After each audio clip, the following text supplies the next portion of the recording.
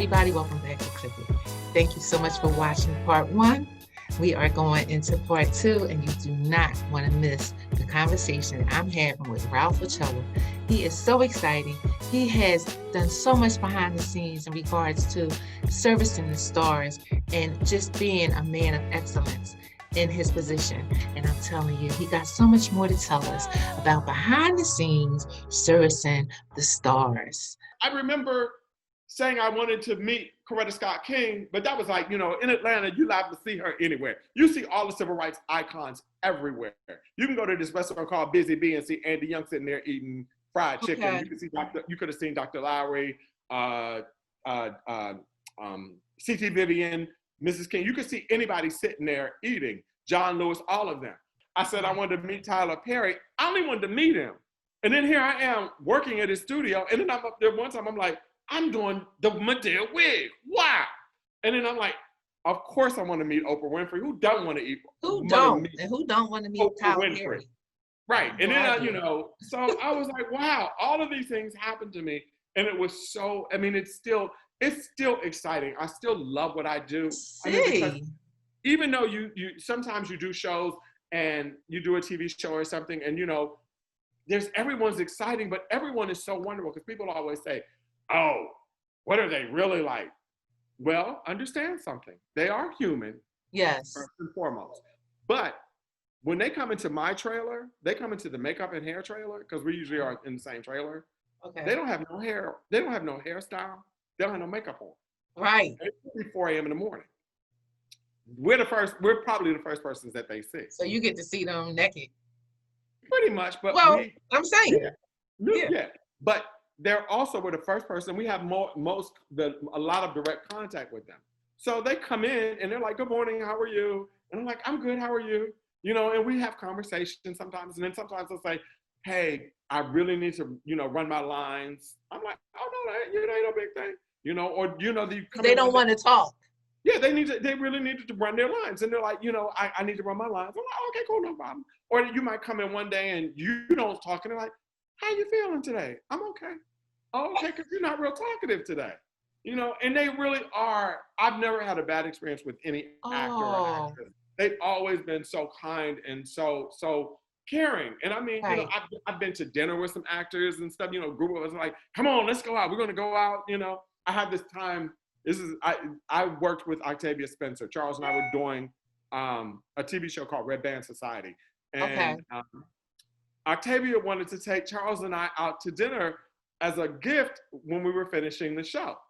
So I was like, yeah, okay. So I had at the time I used to drive I drove a 2-seater. So I had a piece of a seat in the back. So I went and picked up Charles, and Octavia said, "Well, come get me." I said, "Well, Octavia, I drive a 2-seater. She said, "Is there a seat in the back?" I said, "Yeah." So we go pick up Octavia at her house.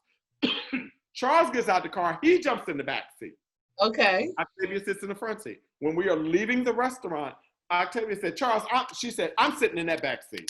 So she gets in the back seat. I'm driving an Oscar-winning actress in my car. In your back seat.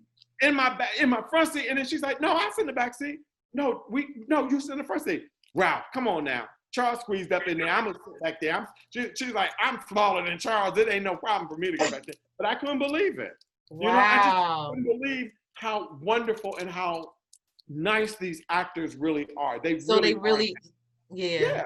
I've not had one of them situations, but they really are nice, and they care about you. And when it's over, like Black Lightning, when it's over, like when we finished last season in January, we've been with these people for 7 months.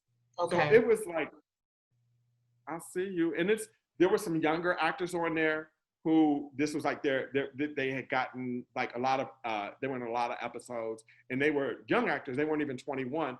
And one of the actors, young guy, he was so gracious and so kind and so thankful. And I told him, I said, "Get out of here." He's like, "What?" I said, "Because man, you're gonna have everybody in here crying.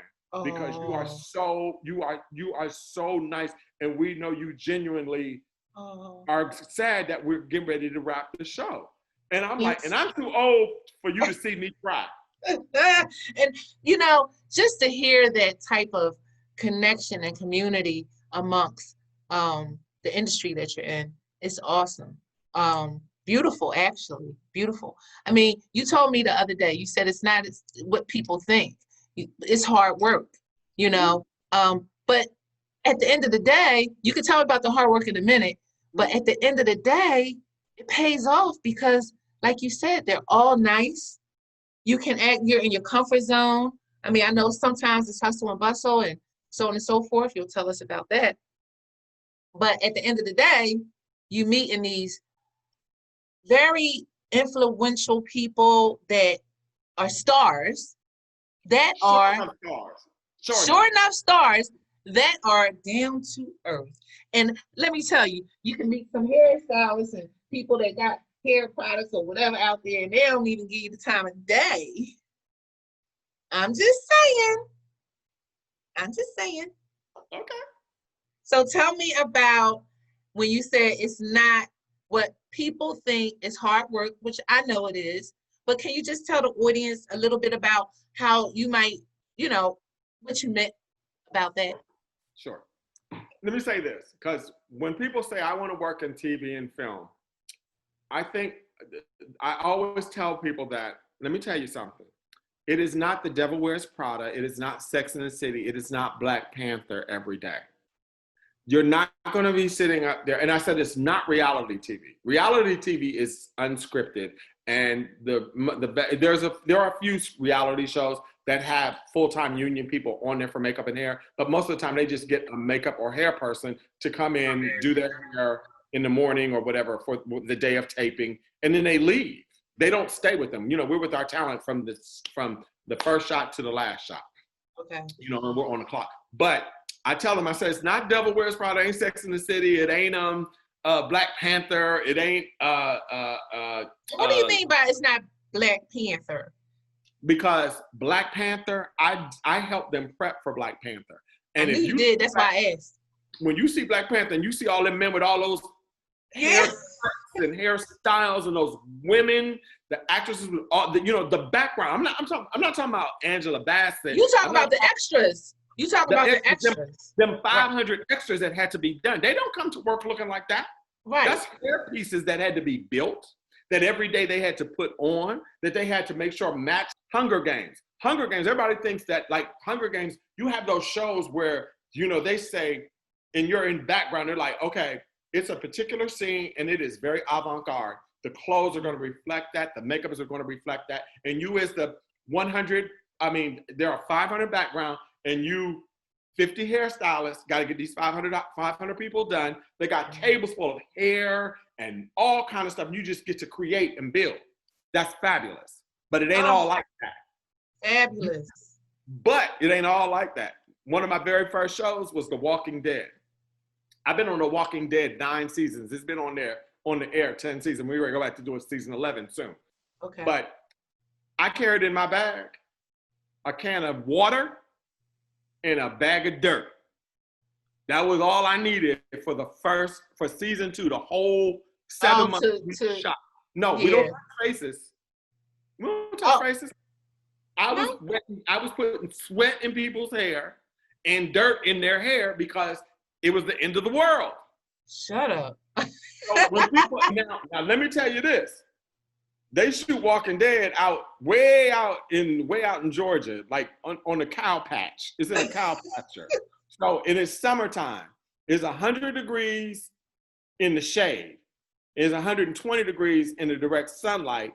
And they tell you to wear boots, long pants, long sleeve shirt, and a hat, and put on plenty of bug repellent, because I got a list of bugs in the trailer that you have to be careful of. And they also have a list of like poison ivy, poison oak, poison sumac, all things you have to be careful of. So not only are you not out there looking your best, like with all your fancy clothes on, you out there in the woods, in the dirt, swatting ticks, sweating like a pig, and you running around putting dirt and sweat on people's hair. It sounds like fun to me.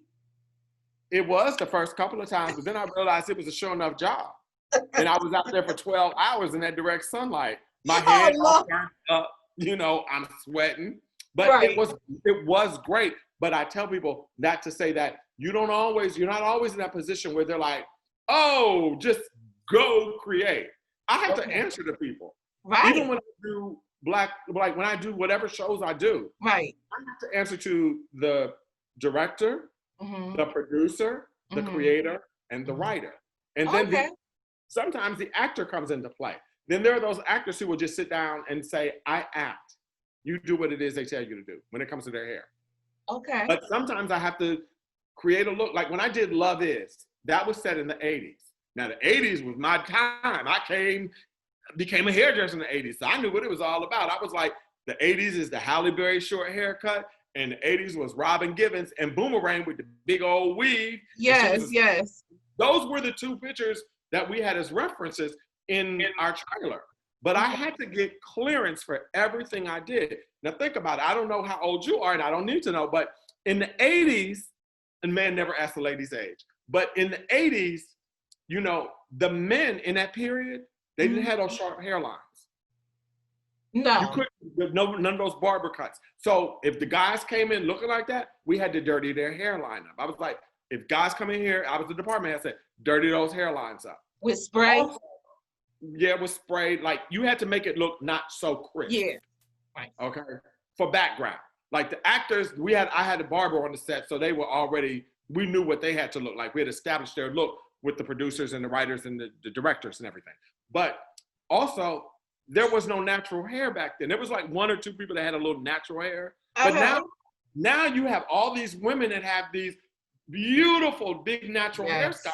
And I'm like, y'all, and I said, there can't be no red, no blue, no green, no orange hair because it wasn't prevalent back then. So I said, anybody that comes in with that, you got to either wig them, you got to pull them back, and you got to get them, got to make them look appropriate. And I have to make sure of that because I said, I don't want to see no little blue afro walking through the back of my show like this.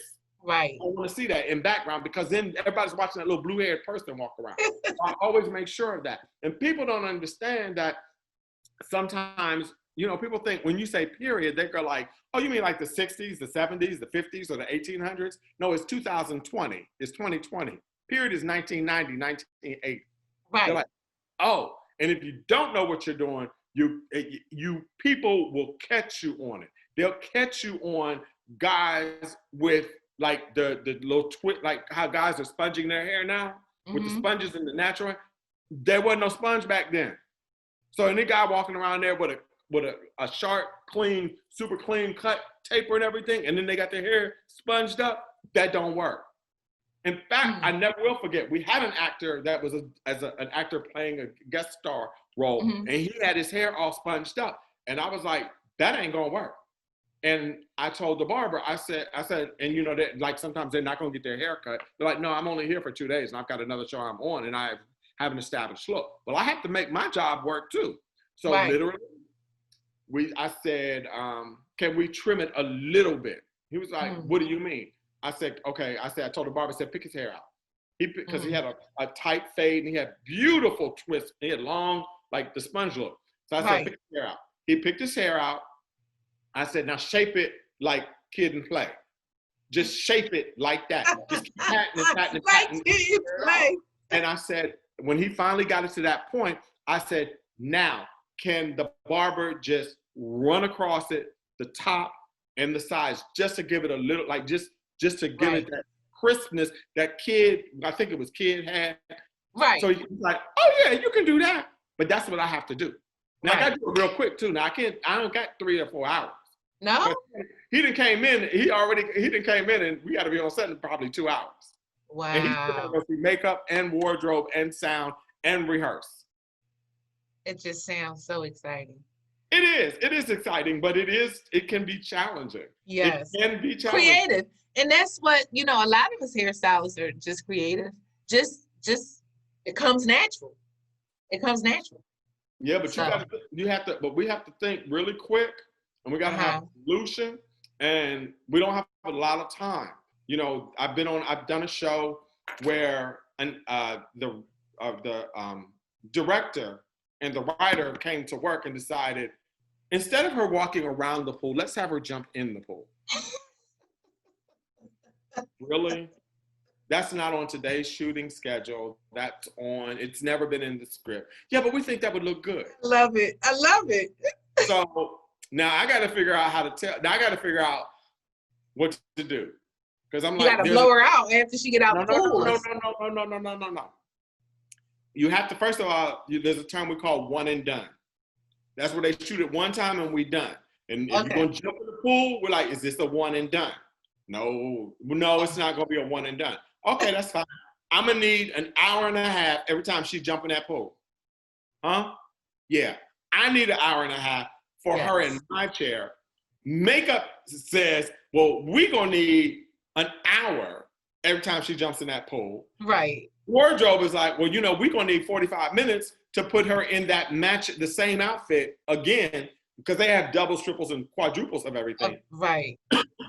So when you start adding it up, so every time she jump in the pool, y'all need 4 hours to put her back together? Yeah.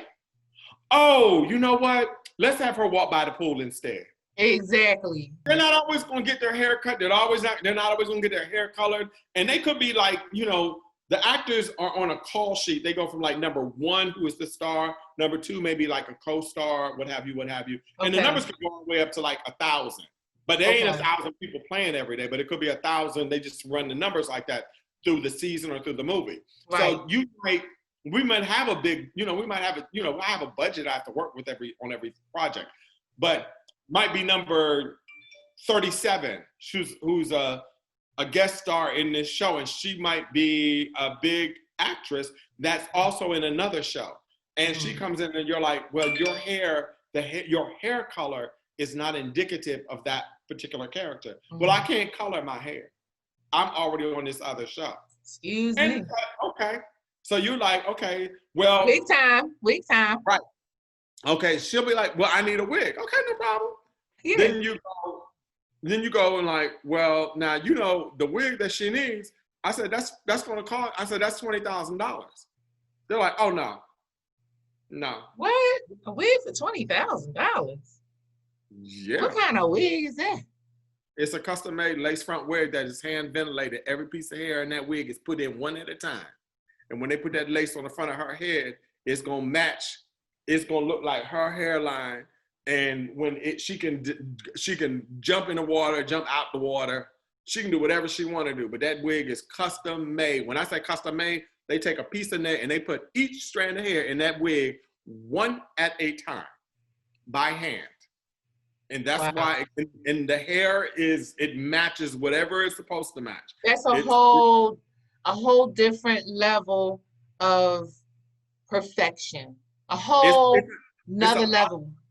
It's an art to that type of wig making. Yes. I'm just talking about the whole behind the scenes and doing stars and so on and so forth. Now we're gonna have to tie this up a little bit. So let me just ask you,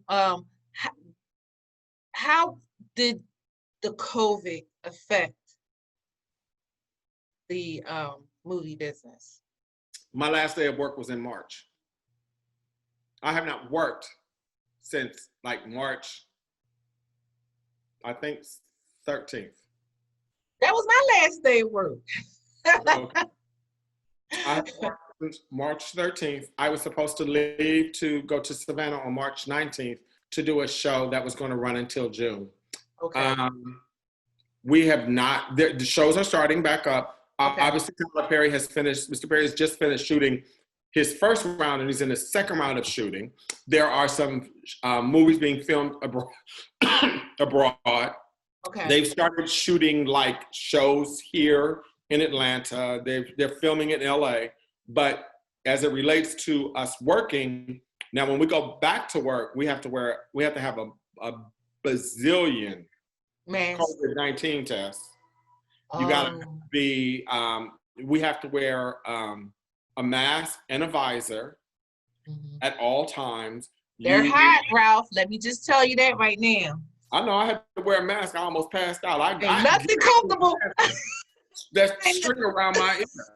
But I mean, those are all the things that we have to do. We have to socially distance ourselves as much as possible. We used to have we had monitors so that we can see what's going on the set. And we're generally like right off the set. Like, the set might be where that wall is. Right. And I might be all over here where I am right now with a monitor in front of me. And when they holler cut, I can run in. We all run in hair, makeup, and wardrobe and sound. We go run in and like making it, touch them up. She could have did like this in her hair. Now it needs to be freshened up or whatever. Okay. Now we ain't nowhere near set. And we're not allowed to run in and tag team. Makeup has to have their time. Hair has to have their time. Sound has to have their time. And costumes has to have their time. So it's things like that. There's no longer going to be all these kissing scenes, because I've already gotten literature on what's going to happen. Okay. They're not going to be like all these intimate scenes. They had to kind of rewrite a lot of that stuff on the lot. Wow. Well, I don't know personally yet, but they're like, those intimate kissing scenes, they're like, if anything, if you still got to have the kiss, make them kiss on the neck so that they can sanitize their neck. So things like the big, huge scenes that you used to see with the hundreds of people in them, those will have to be done at a particular way, and they will probably green screen the actors into the middle. Yeah. The background into them. So it's going to be a big thing. And if somebody tests, like a result comes back positive, they'll have to be quarantined. But sometimes, I just recently heard of somebody that had like a series of tests, and then one of them came back positive. But by the time the results came back, like I think a day or two later, they had already they had 2 or 3 more tests that said they were negative. Right. So that was false positive. But in the meantime, they shut the project down for a day, and they quarantined my friend for like 14 days. And that's just how it's going to work. It's going to be a long time before we get to go back to work the way we used to. We will be going back to work, but it's not going to be the same for a long time until they get like a cure or a vaccine, or they have treatment. Yeah. But we will go back now. Oh yeah, and I'm so excited for you. And I just want to say thank you so much for coming on to Clip It Real Talk. And I want to say to my audience, if you have any questions or anything that you would like to ask Ralph, I'm going to have all his information in the caption, and you could just leave anything, questions or anything, comments. And please spread the good news and subscribe, and spread the good news to your friends and your family, and subscribe to Clip It Real Talk. And Ralph, I'm telling you, it was such a pleasure. And I feel like it's such a connection as well. And I thank you. I thank you for coming on.